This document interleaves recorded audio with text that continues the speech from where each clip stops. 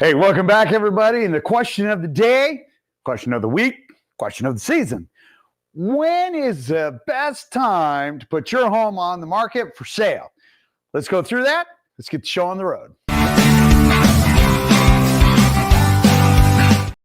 Okay, so probably one of the most common questions that we get asked, and not just this time of year, but all year long. Hey, George, when is the best time to put my home on the market?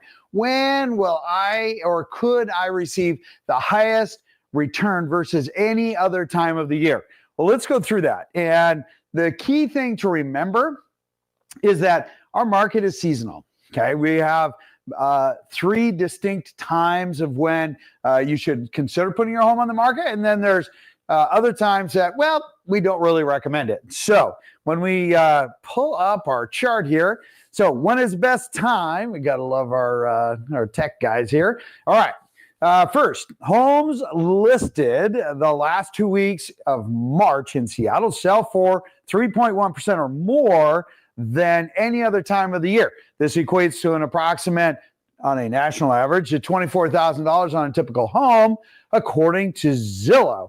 Now, across the country, listing in the last 2 weeks of May brings home sellers 1.6% more, or roughly about $5,600. Now, okay, some of that I do agree with. That is a Zillow report that came out. And again, because the question is asked a lot, really the spring market will get you typically the most amount of activity, the most amount of buyers, and potentially the highest price. Now, if, however, you are not interested in having a gaggle of people through your house, the next best time to consider as far as reducing the number of buyers, but having the highest quality of buyers of those that come through, meaning that any buyer who comes through your home during this period of time is one that you need to really pay attention to. That would be between October and the middle of December, because most folks at that time are starting to pull back. Buyers that aren't really interested, not just looky-loo-loos, but serious, hey, I intend to buy a house, they're going to do it during that time, okay? Now, the best time, yes, without a doubt, from March until I'd say the first part of May, maybe the middle of May, because after that, if I could repeat crickets, as my tech people probably can, you would hear crickets. We call it the real estate ghost town, excuse me, towards the end of May until really the Friday following a 4th of July weekend. Why? Now look, you got sunnier weather. You have people making plans. You got a 3-day weekend. We have the Vacation Trifecta. Some of my clients are out there probably mirroring that, which is kind of funny. Because then you have Memorial Day, 3-day weekend. And in fact, that entire week, in the half week before that, is kind of a lost time because people are thinking about other things. Then you have kids getting out of school or, other activities, hiking and biking and things. People's mindsets are not looking at real estate. Then you have July 4th. Again, another 3-day weekend, and for the most part, unless it sits somewhere in the middle of the week. And again, that entire week is shot, right? But then you have, from the post-July 4th until about the middle of August, you have a great market, or what we call our summer session, as you can see there. Now, you might say, well, I don't have kids getting back into school and things like that. Okay, that might be true, but the middle of August, people start looking at last vacations, okay, especially as they get into when they start looking at Labor Day weekend and kids getting back to school, last minute vacations, things that we have to do before the snow flies and things like that. So again, their mind takes a break, basically for the last week in August through about the first 3 weeks of September. And then we start to see our market pick back up again. Okay, seasonally normal. Now, what does that translate to? That translates into our big swings when we take a look at our market times, inventory, sales, and things like that. And that is, again, why we see that. So if we actually come in here, let's take a look at some of our titles, and then we're going to delve into the metrics and show you a few more of these swings. First, we have mortgage rates recover after a slightly higher bump. 100% agree on that one. Hey, listen, we ended up not getting great reports, and the market, because mortgage interest rates are publicly traded. Watch your bonds, okay? That will tell you exactly what's going on. We're still, as predicted back in October, we're still in the, just above 6.5, but we will hit that 6.5. We might even hit 6.25 if the Feds don't make a change in next week.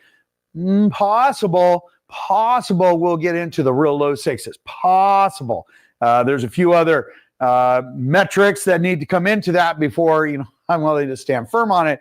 But I did say in October, November, that we might see the super high fives, and it will be just a brief dip, just like that, as we head down into the lower rates. As long as the Feds kind of stay the course right now, that will benefit mortgage rates. All right. Let's get back to our chart, one that's super important. People are looking at this and going, George, why do you have a Redfin up there? And that's because Redfin was for sale. And you might say, what?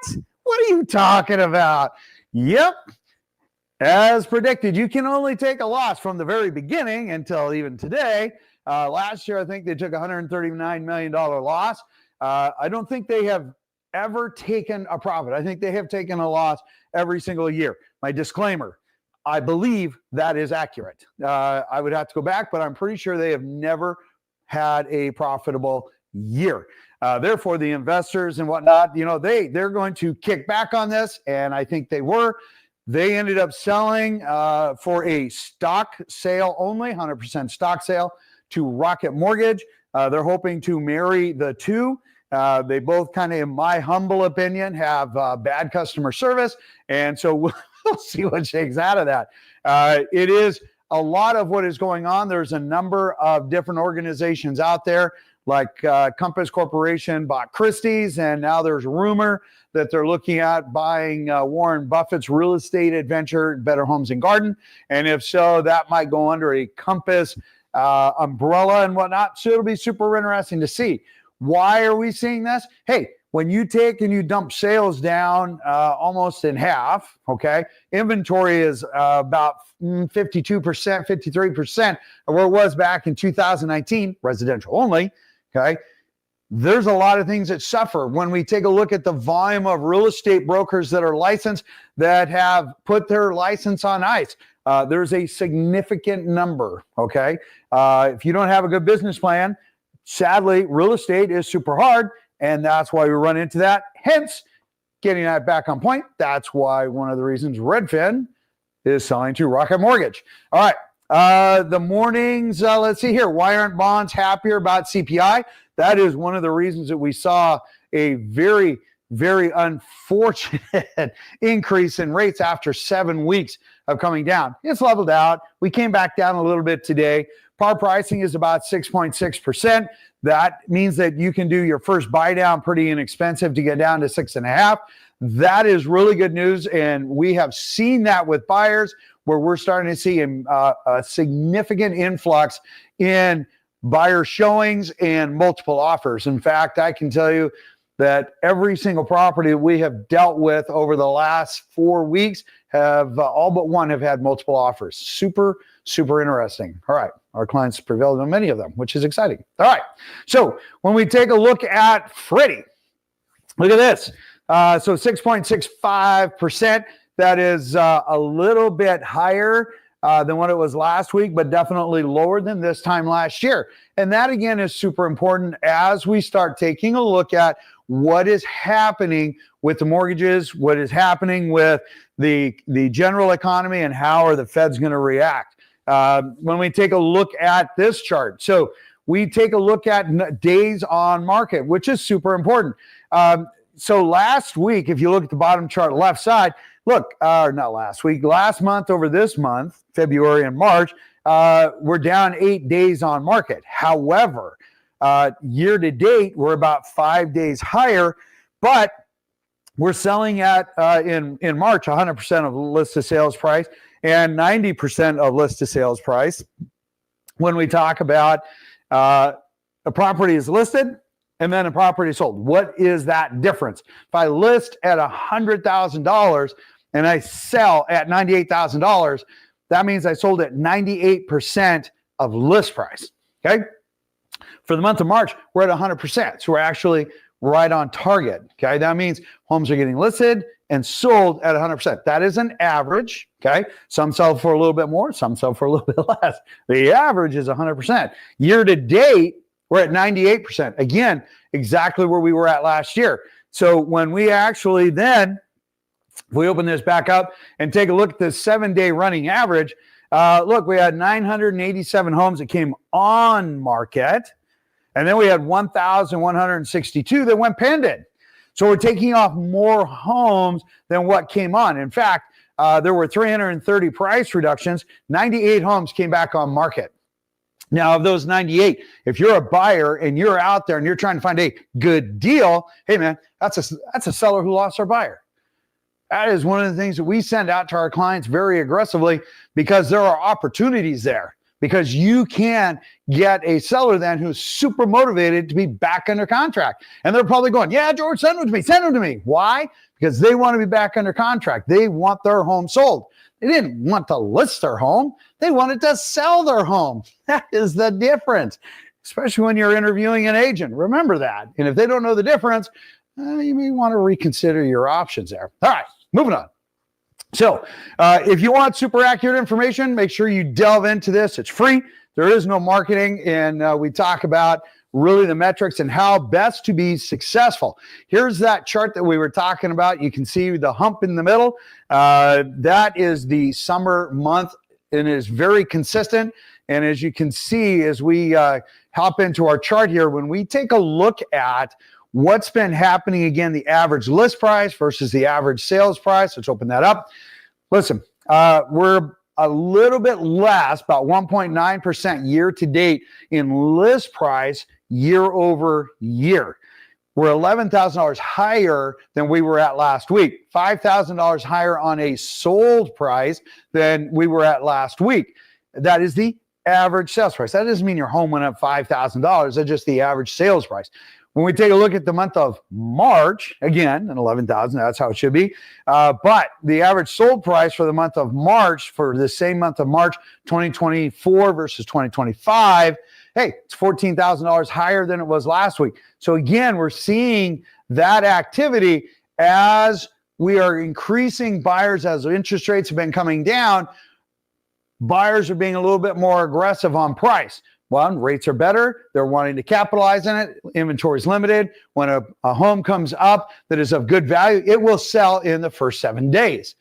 Just saying, remember that. It's also when you will get the highest number of buyers bidding on your home to give you a 100% to 100% of list price. All right, we come back here and we take a look at the actual metrics.